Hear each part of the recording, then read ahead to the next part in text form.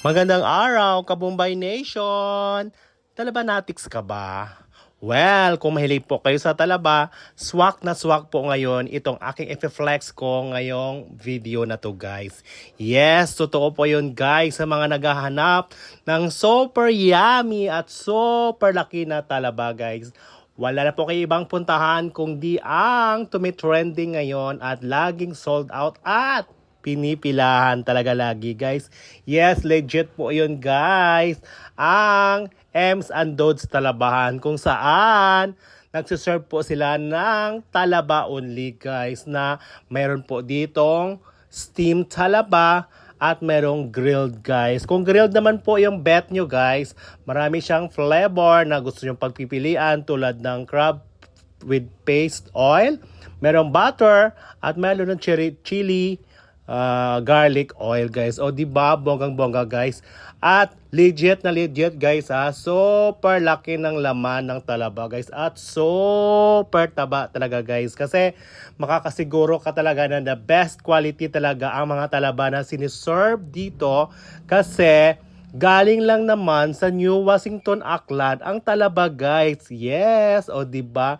Alam naman natin, pag galing Aklan ang talaba, perfect na perfect at quality na quality talaga. Kaya, sa ano pa ang hinihintay nyo, guys? Inaanyayahan ko po kayong lahat na pumunta na at tikman ang pinipilahang talaba ni Ems and Dodes Talabahan na matatagpuan lang yan sa Kilometer 1, Rojas City. Sa harap po yan ng Pricey Gas, guys.